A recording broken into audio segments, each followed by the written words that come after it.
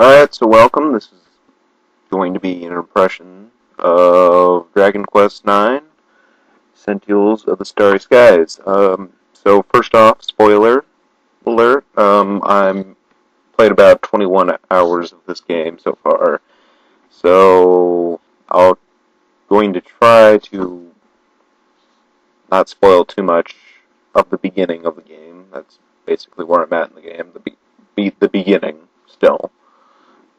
Level grinding. Yeah, takes up a lot of time in the game. So there's that. So if you haven't played the game yet, or you're not as you haven't played that much of the game, uh, go ahead and I'd stop watching. All you're gonna see is that mainly, and my voice. You're gonna hear that. Nothing you want to really hear for I don't know how long this goes. But oh, that's another thing. I'm not going to cover multiplayer because none of my 21 hours has actually covered multiplayer in the game. So there's that.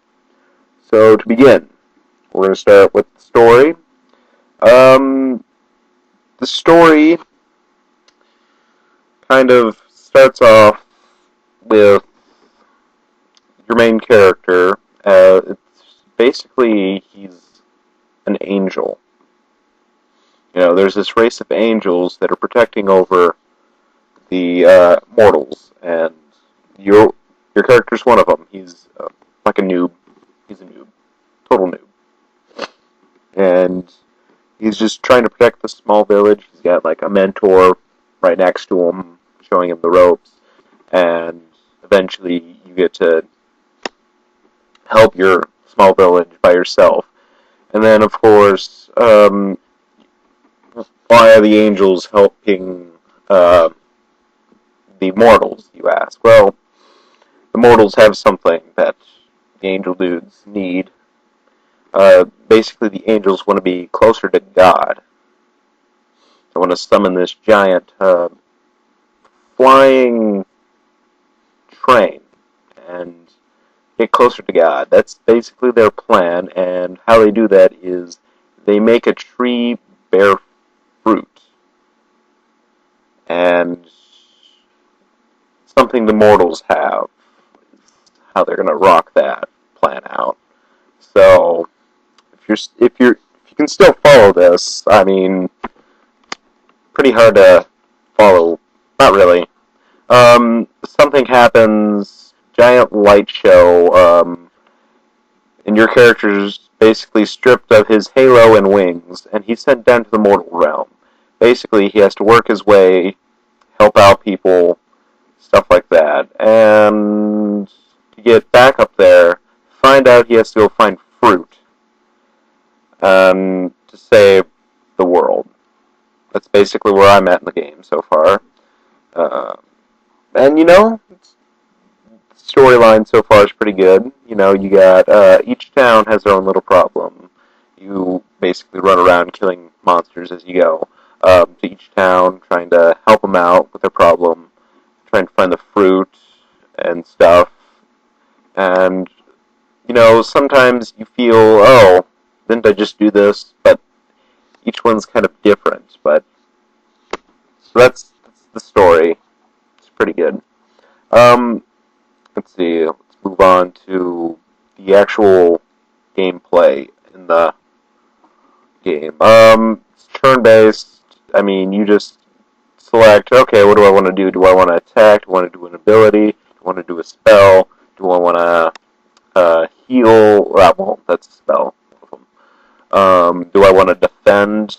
And you control up to 4 characters. Your main guy is the angel. The other 3, basically, you just pick up as you go. Like, you actually create them. Each character you create, you set their vocation to whatever you want.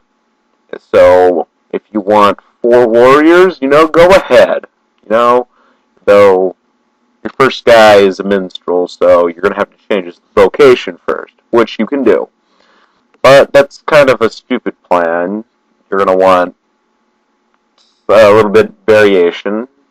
Like me, I've got myself main character minstrel right now. Got a mage, got a martial artist, got a thief. You know, and I've been rocking the game with them. There's that.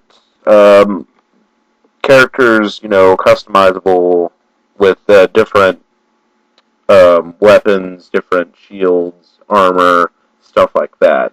There's a lot to do in the game. There's quests to complete. There's treasure maps to go fill, bosses to battle at the end of those treasure maps.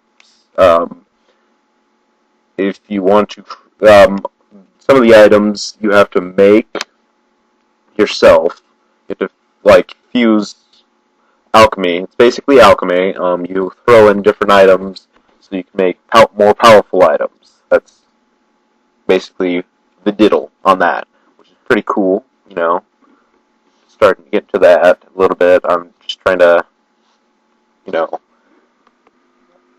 get somewhere in the game further before I start that. Yeah, I should do more of that. I should. It's pretty good stuff. So further on down the road, let's see what else we got. Hmm, graphics. Um, Basically, you've got this 3D character. Like some of the more important characters are this 3D, while the rest of them are these pixelated 2D type characters that get rehashed throughout the game. I don't know what they were thinking when they did that. I mean, you could go and almost every mayor, well, there's at least one noble looking person. Most of the time, that's the mayor. Um, and some of the important people are pixelated themselves, so it's like, oh, wow, cool. But cutscenes, you're going to be walking, cutscene. Walk a little bit more, cutscene. It's like, oh, that's cool. You just had me walk up for, what, no reason? Great, thank you, game. But the cutscenes aren't that long, so I guess, it's whatever. And it gives you a chance to actually, I guess, run off, go heal, stuff like that, which you actually have to, pay money to go heal. So, fully heal, otherwise you're just going to be down magic power, which kind of sucks, because the only way to do that is to rest in an inn, which costs money. Anywhere from 12 gold to, so far, I've hit 32. Depends on the inn. If your character, don't worry if your character dies, I guess, because you can bring them back. The stronger they are, though, more gold they take. So there's that. Let's see. Music. The music, it's very fitting to the game. I enjoy it. I enjoy listening to it. And I'm not gonna lie, I also like blasting my own music too. Yeah. There's that. I guess that's the game so far. It's what I feel. I mean, if you hate this video, that's cool. I love you too. Um, this has been, well, the channel says KJHG 585, but KJHG 53 for everyone else. Rock on. See you later. Maybe I'll do a second one of these. Who knows? Maybe not. I don't know. I'm busy with life. Yeah. Alright, bye.